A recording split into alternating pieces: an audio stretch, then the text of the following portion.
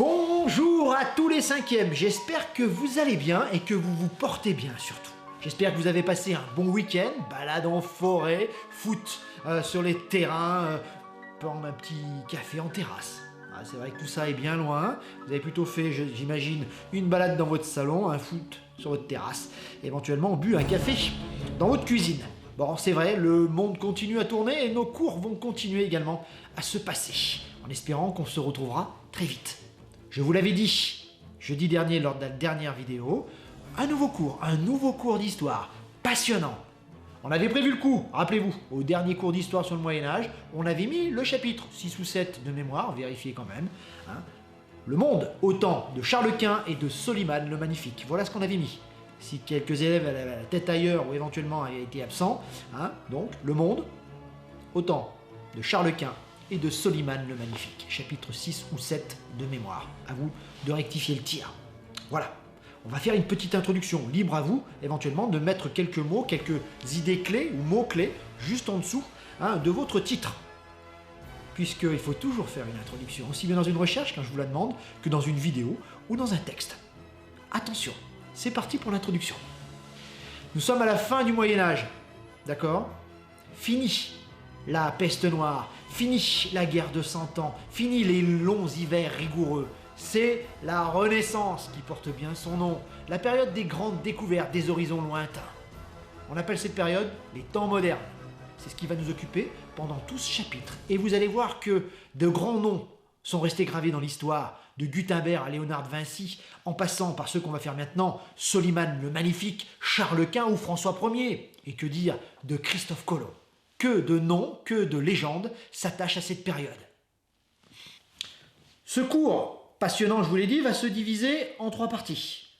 On va commencer d'abord par la Méditerranée, cœur de l'ancien monde, et on va parler de 2 empires les plus puissants de cette époque, Soliman le Magnifique, l'Empire ottoman, et Charles Quint. D'accord? Voilà pour la première partie. La deuxième partie sera source de découvertes et de grands horizons lointains.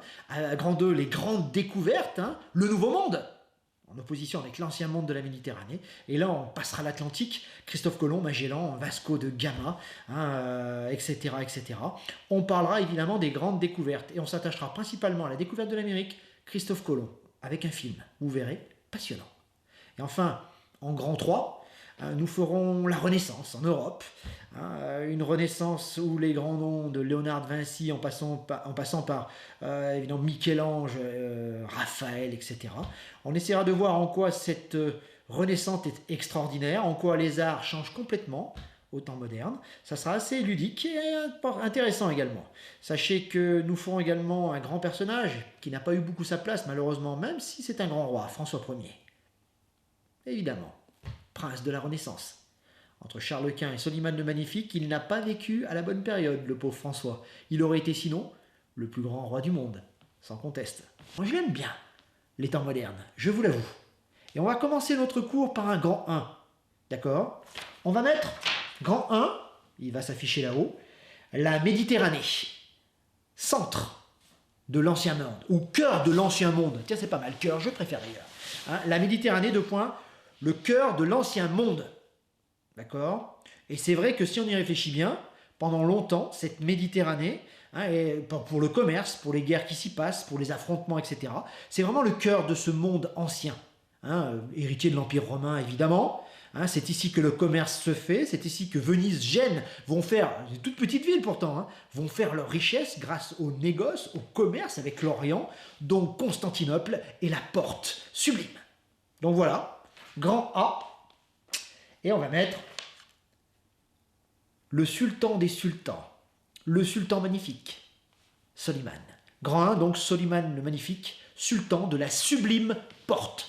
C'est comme ça qu'à l'époque, on appelait l'Empire ottoman. On va commencer par lui et par une magnifique étude de cas qui va nous présenter quelles sont les forces et les faiblesses de ce sultan à nul autre pareil. Et vous verrez qu'on utilisera également des petites vidéos que vous irez voir sur YouTube. C'est un personnage attachant. C'est quelqu'un que j'aime bien, Soliman le Magnifique. C'est un des personnages de l'histoire, un de mes personnages préférés. C'est à la fois un prince poète, un prince musicien, éclairé, un prince fin et, on va dire, sensible. Et c'est également un conquérant inflexible et impitoyable. À la fin de sa vie, il massacra quand même toute la moitié de sa famille, et plus ses amis. Un prince également qui connaîtra l'amour, alors qu'il peut avoir toutes les femmes du monde dans son harem. Il n'en aimera qu'une, il n'en aimera qu'une seule, la plus belle peut-être pour lui en tout cas. Roxolane, elle aussi a laissé son nom dans l'histoire. Une belle période.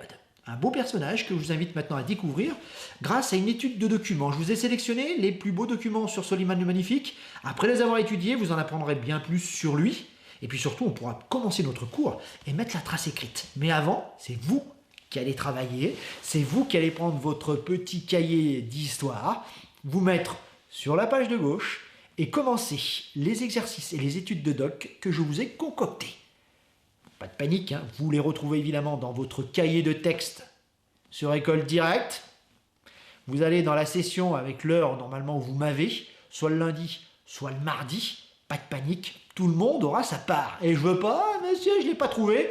J'ai mis des espions. Ah, j'ai nommé quelques élèves qui sont chargés de m'indiquer si tout va bien, si on a la vidéo en temps et en heure et si on peut la lire, et si évidemment les exercices et les études de doc sont bien sur École Directe, bien accessibles et bien visibles par tous. Donc, vous n'avez aucune excuse, on se sort un peu le cerveau, hein, c'est vrai qu'il n'a pas trop servi pour l'instant pendant le week-end, enfin j'imagine que vous êtes reposé, tant mieux, c'est parti. Faites-moi ces questions avec sérieux s'il vous plaît. J'irai pas voir si vous l'avez fait sérieusement, hein. Mais je vous l'ai dit déjà, hein, je vous fais confiance. J'essaye de faire de mon mieux pour vous faire des cours attractifs, des cours intéressants. À vous de faire votre part du boulot. Ça soulagera vos parents. Et puis en même temps, ça vous fera un peu de gymnastique là-dedans. Je vous rappelle que l'histoire est une enquête et que nous allons enquêter dans ce cours sur les plus grands personnages de l'histoire. Allez, c'est parti!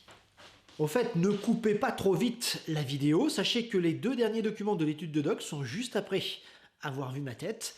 Hein, je vous ai mis 2 vidéos juste après, 2 docs assez intéressants que j'ai filmés moi-même à Istanbul. Le premier document vous parle du fantasme du harem, le harem de Topkapı. Topkapı, c'est le grand palais des sultans à Istanbul, et son harem, c'est là où le sultan gardait ses femmes, c'est là où Roxolane a vécu, et c'est là évidemment que 300 femmes étaient à la disposition du sultan. Ah, je vois certains qui ont les yeux qui brillent, ah, ne rêvez pas. Personnellement, avec une, déjà j'ai du mal, alors 300, je n'ose imaginer. Ouh, c'est une petite blague sexiste, ça, non, monsieur Afri? Carton rouge, ok, c'est bon.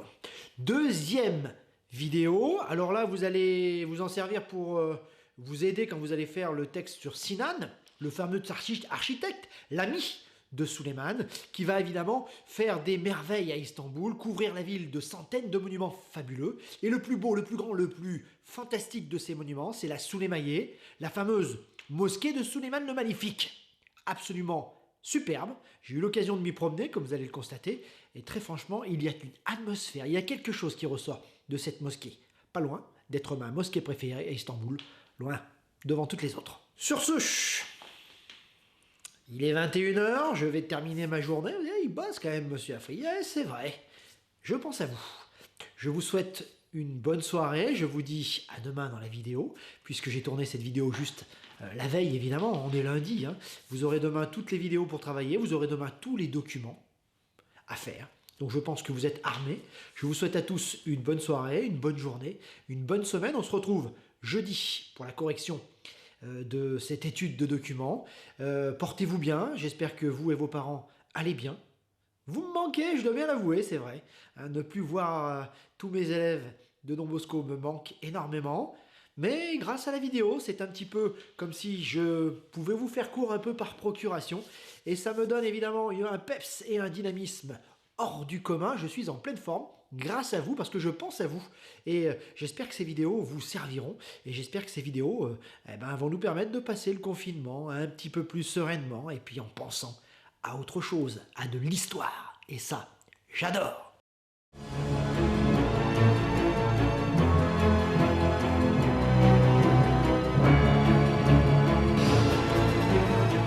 Les portes qui sont derrière moi mènent au lieu le plus mystérieux et le plus fascinant du palais de Topkapı. Je veux parler de son harem. Que de fantasmes ce mot a pu évoquer pour nous. Imaginez 300 pièces, un dédale de couloirs tel un labyrinthe. C'est parti pour la visite du harem de Topkapı. Le harem était une prison dorée. C'est un lieu où toutes les femmes étaient enfermées, elles n'avaient plus le droit de sortir, tout était des esclaves. D'ailleurs, tout le monde qui vit à Topkapé est un esclave. Des eunuques qui gardent le harem, aux femmes du harem, jusqu'aux gardes et jusqu'aux janissaires évidemment. Tous sont au service de l'empereur, du sultan. Ce doux murmure de l'eau que vous avez derrière moi est fait de fontaines. Ces fontaines servaient à rafraîchir les lieux, c'était un peu la clim de l'époque, mais ça servait également à couvrir les murmures des conversations que le sultan pouvait avoir avec certaines femmes du harem et même ses ébats amoureux.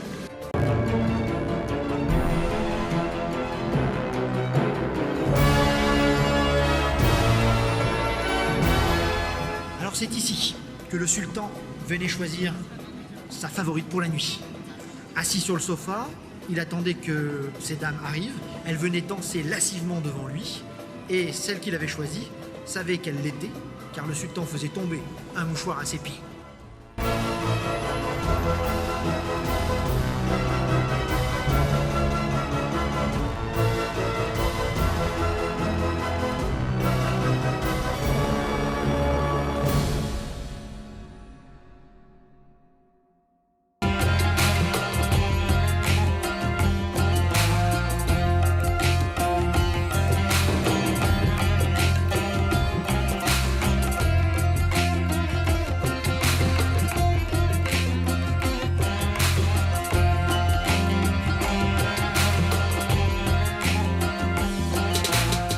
Choisir quelle est notre mosquée préférée à Istanbul est un choix difficile. On l'a surnommée d'ailleurs la ville aux 100 mosquées. Bon, on a quand même un petit coup de cœur, pour pas dire un gros, pour la Solimaniye, la fameuse, la plus énorme mosquée d'Istanbul, la mosquée de Soliman le Magnifique. D'ailleurs, il ne s'agit pas que d'une mosquée, il s'agit d'un complexe entier avec des hôpitaux, un hammam, un cimetière, un caravansérail, des écoles, véritablement une ville dans la ville. Soliman le Magnifique a voulu une mosquée à l'image de son règne, grandiose et magnifique.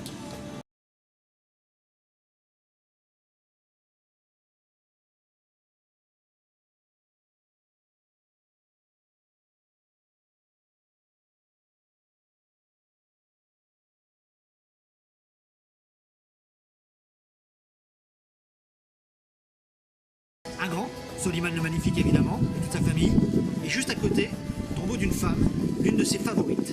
C'est la séquence émotion. Imaginez que Soliman avait toutes les femmes du harem à ses pieds, et qu'il est tombé amoureux l'une d'entre elles, et qu'il a épousé une d'entre elles, celle qu'on appelle Roxolane. Son tombeau d'ailleurs est juste à côté de celui de Soliman, les deux tombeaux sont à côté, unis dans l'amour, unis dans la mort.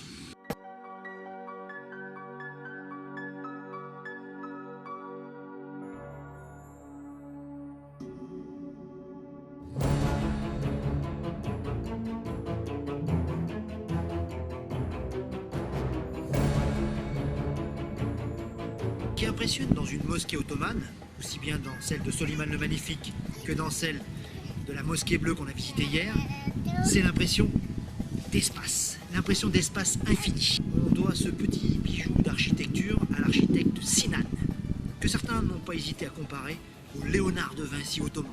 C'est vraiment un point de vue exceptionnel, on vous le conseille. La montée est un peu difficile, mais elle vaut vraiment le détour.